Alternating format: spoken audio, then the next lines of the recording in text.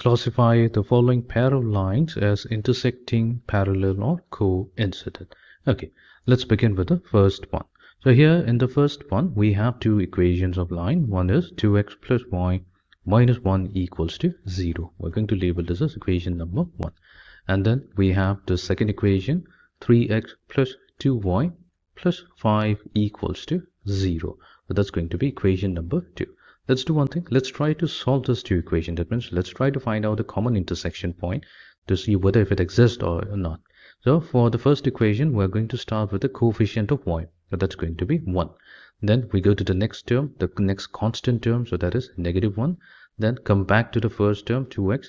We will only consider the coefficient of x. So that's going to be 2. And then move on to the second term, which is coefficient of y.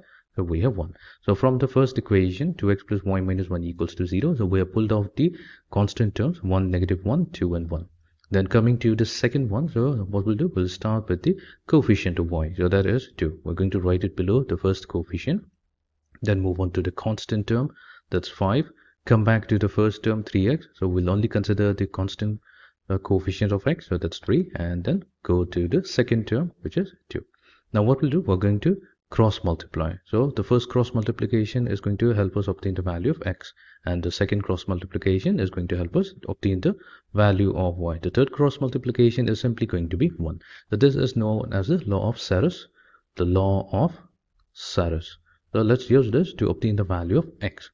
So here what we have is x divided by, so 1 multiplied to 5, that's simply 5, minus 2 times negative 1, so that's going to be negative 2. Since we already have a negative number here, so we're going to get positive 2, equals to y divided by negative 1 times 3, so that's negative 3, minus 5 times 2, that's 10. That's going to be equals to 1 divided by 2 times 2, that's 4, minus 3 times 1, so that's going to be 3. Okay, so we have x over 7 equals to y over negative 13 equals to 1 over 1.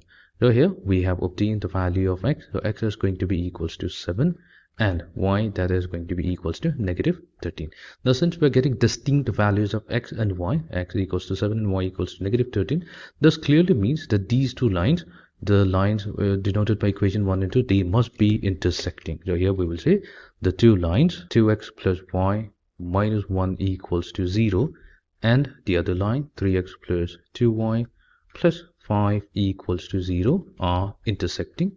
They are intersecting at the point 7 comma negative 13. Okay, fine. Now let's go to the second problem. The first one is done. So we have to consider the equation x minus y equals to 0 and 3x minus 3y plus 5 equals to 0. So here we have the equation x minus y equals to 0. And in the second one, we have 3x minus 3y plus 5 equals to 0. So we can also rewrite it as 3x minus 3y equals to negative 5. So we have transposed positive 5 from the left hand side to the right hand side. Let's take 3 as the common factor. So we have 3 times x minus y, that is going to be equals to negative 5. Or we can simply say that x minus y is going to be equals to negative 5 over 3. So here the only difference between the two equations is the difference of 5 over 3. So whenever this particular condition is met, we say that the two lines here, the two lines x minus y equals to 0 and 3x minus 3y plus 5 equals to 0, they differ by a fixed value of 5 over 3. So these are two parallel lines. They are going to be two parallel lines. Okay. Now let's go to the third one. So let's consider the first line as L1. So here we have 3x added to 2y minus 4 equals to 0. The second line L2, it's given as 6x plus 4y minus 8 equals to 0. So if we take 2 as the common factor, so we have 2 times 3x plus 2y minus 4 equals to 0.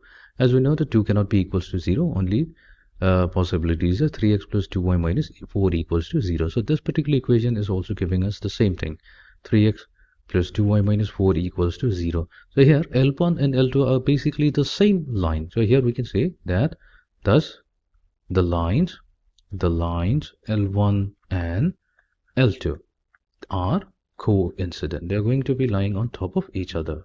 So they are coincident lines.